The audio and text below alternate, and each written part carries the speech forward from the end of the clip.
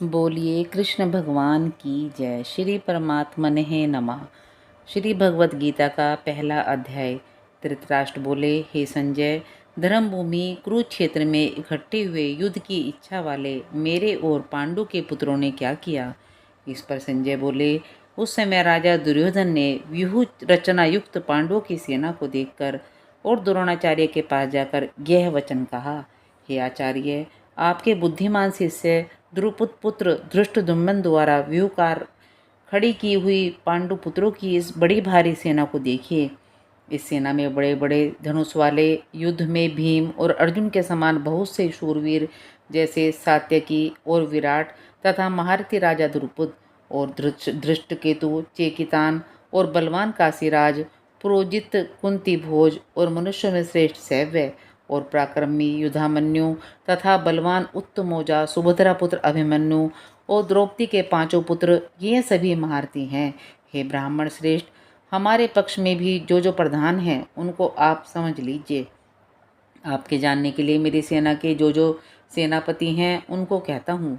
एक तो स्वयं आप और पितामह भीष्म तथा कर्ण और संग्राम विजय कृपाचार्य तथा वैसे ही अश्वत्थामा, विकर्ण और सोमदत्त का पुत्र भ्रुविशर्वा तथा और भी बहुत से सूरवीर, अनेक प्रकार के शस्त्र अस्त्रों से युक्त, मेरे लिए जीवन की आशा को त्यागने वाले, सब के सब युद्ध में चतुर हैं। भीष्म पितामह द्वारा रक्षित हमारी वह सेना सब प्रकार से अजय है और भीम द्वारा रक्षित इन लोगों की यह सेना जीतने में सुगम है। इसलिए सब मोर्चों पर अपनी अपनी जगह स्थित रहते हुए आप लोग सब के सब ही निसंदेह भीष्म पितामह की ही सब ओर से रक्षा करें। इस प्रकार द्रोणाचार्य से कहते हुए दुर्योधन के वचनों को सुनकर कौरवों में वृद्ध बड़े प्रतापी पितामह भीष्म ने उस दुर्योधन के हृदय में हर्ष उत्पन्न करते हुए उच्च सरवर से सिंह की नाद के समान गरज कर शंख बजाया। उसके उपरांत शंख और नगारे तथा ढोल, मृदंग और नरसिंहा आदि बाजे एक साथ ही बजे। उनका वह शब्द बड़ा भयंकर हुआ।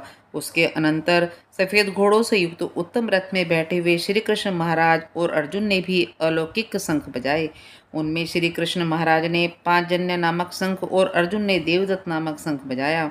भयानक कर्म वाले भीमसेन ने पौंड्रुक नामक महाशंख बजाया। कुंती पुत्र राधेश्वर ने अनंत विजय नामक शंख और नकुल तथा महादेव ने सुघोष और मणिपुष्पक नाम वाले शंख बजाए। श्रेष्ठ धनुष वाले काशीराज और महारथी शिखंडी और धृष्टद्युम्न तथा राजा विराट और अजय सात्यकी तथा राजा द्रुपद और द्रौपदी के पांचों पुत्र और बड़ी भुजाओं वाले सुभद्रा पुत्र अभिमन्यु, इन सब ने हे राजन अलग अलग शंख बजाए और उस भयानक शब्द ने आकाश और पृथ्वी को भी शब्दायमान करते हुए धृष्टात पुत्रों के हृदय विदीर्ण कर दिए। हे राजन, उसके उपरांत कपिध्वज अर्जुन ने खड़े हुए धृष्टात पुत्रों को देखकर उस शस्त्र को चलने की तैयारी के समय धनुष उठाकर ऋषि के श्री कृष्ण महाराज से यह वचन कहा, हे अच्युत्य, मेरे रथ को दोनों सेनाओं के बीच में खड़ा करिए। जब तक मैं स्थित हुए युद्ध की कामना वालों को अच्छी प्रकार न देख लूं, इस युद्ध यूरोप व्यापार में मुझे किन किन के साथ युद्ध करना योग्य है।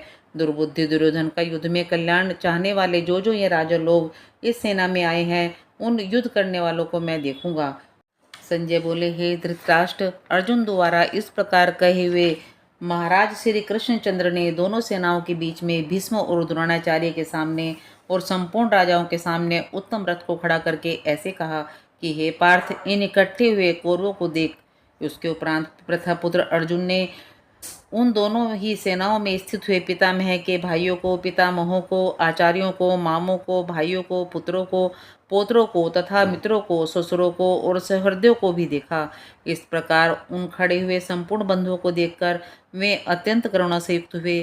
कुंती पुत्र अर्जुन शोक करते हुए यह वचन बोले, हे कृष्ण, इस युद्ध की इच्छा वाले खड़े हुए सौजन समुदाय को देखकर मेरे अंग शिथिल हुए जाते हैं और मुख भी सूखा जाता है और मेरे शरीर में कंप तथा रोमांच होता है तथा हाथ से गांडीव धनुष गिरता है और त्वचा भी बहुत जलती है तथा मेरा मन भ्रमित सा हो रहा है। इसलिए मैं खड़ा रहने को भी समर्थ नहीं हूँ। हे केशव, लक्षणों को भी मैं विपरीत ही देखता हूँ तथा युद्ध में अपने कुल को मारकर कल्याण भी नहीं देखता। हे कृष्ण, मैं विजय नहीं चाहता और राज्य तथा सुखों को भी नहीं चाहता। हे गोविंद, हमें राज्य से क्या प्रयोजन है अथवा भोगों से और जीवन से भी क्या प्रयोजन है, क्योंकि हमें जिनके लिए राज्य भोग और सुखाधिक इच्छित हैं वे ही यह सब धन और जीवन की आशा को त्याग कर युद्ध में खड़े हैं, जो कि गुरुजन, ताऊ, चाचे, लड़के और वैसे ही दादा, मामा, ससुर, पोते,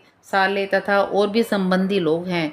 इसलिए हे मधुसूदन, मुझे मारने पर भी अथवा 3 लोक के राज्य के लिए भी मैं इन सबको मारना नहीं चाहता। फिर पृथ्वी के लिए तो कहना ही क्या है। हे जनार्दन, धृतराष्ट्र के पुत्रों को मारकर भी हमें क्या प्रसन्नता होगी। इन आतातियों को मारकर तो हमें पाप ही लगेगा। इससे हे माधव, अपने बांधव धृतराष्ट्र के पुत्रों को मारने के लिए हम योग्य नहीं हैं, क्योंकि अपने कुटुंब को मारकर हम कैसे सुखी होंगे। यद्यपि लोभ से भ्रष्टचित हुए ये लोग कुल के नाशकृत दोष को और मित्रों के साथ विरोध करने में पाप को नहीं देखते हैं, परंतु हे जनार्दन, कुल के नाश करने से होते हुए दोष को जानने वाले हम लोगों को इस पाप से हटाने के लिए क्यों नहीं विचार करना चाहिए, क्योंकि कुल के नाश होने से सनातन कुल धर्म नष्ट हो जाते हैं। धर्म के नाश होने से संपूर्ण कुल को पाप भी बहुत दबा लेता है तथा हे कृष्ण, पाप के अधिक बढ़ जाने से कुल की स्त्रियां दूषित हो जाती हैं और वार्षण्य स्त्रियों के दूषित होने पर वर्णशंकर उत्पन्न होता है और यह वर्णशंकर कुलघातियों को और कुल को नरक में ले जाने के लिए भी होता है। लोप हुई पिंड और जल की क्रिया वाले इनके पितर लोग भी गिर जाते हैं और इन वर्णशंकर कारक दोषों से कुलघातियों के सनातन कुल धर्म और जाति धर्म नष्ट हो जाते हैं तथा हे जनार्दन, नष्ट हुए कुल धर्म वाले मनुष्यों का अंत काल तक नरक में वास होता है, ऐसा हमने सुना है। ओहो, शोक है कि हम लोग बुद्धिमान होकर भी महान पाप करने को तैयार हुए हैं, जो कि राज्य और सुख के लोभ से अपने कुल को मारने के लिए उद्यत हुए हैं। यदि मुझ शस्त्र रहित न सामना करने वालों को शस्त्रधारी धृतराष्ट्र के पुत्र रण में मारे तो वह मरना भी मेरे लिए अति कल्याणकारक होगा। संजय बोले, रणभूमि में शोक से उद्गिन्न मन वाले अर्जुन इस प्रकार कहकर बाण सहित धनुष को त्याग कर रथ के पिछले भाग में बैठ गए।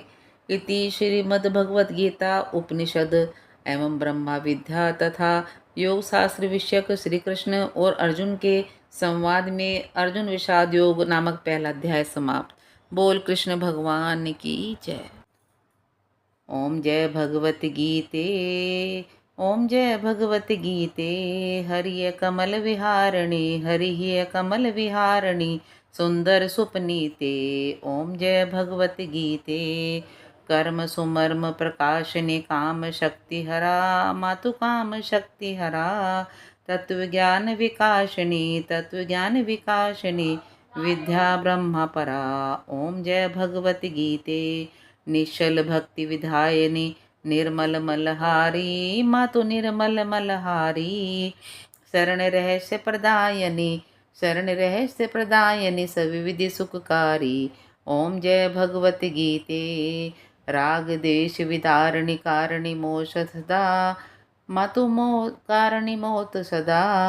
भव बेहारिणी तारिणी, भव बेहारिणी तारिणी, परमानंद पदा। जय भगवत गीते। आसुर भाव विनाशिनी, नाशिनी तम रजनी, मातु नाशिनी तम रजनी। दैवै सद्गुण दायनी, दैवै सद्गुण दायनी, हरि रस का सजनी। जय भगवत गीते। समता ताग सिखावनी, हरिमुख की बाणी, मातु हरिमुख की बाणी। सकल शास्त्र की स्वामिनी, सकल शास्त्र की स्वामिनी, श्रुतियों की रानी। ओम जय भगवत गीते। दया सुधा बरसावनी, मातु कृपा कीजे, मातु कृपा कीजे। हरिपद प्रेम दान कर, हरिपद प्रेम दान कर, अपनी कर लीजे। ओम जय भगवत गीते। ओम जय भगवत गीते। बोलिए कृष्ण भगवान की जय।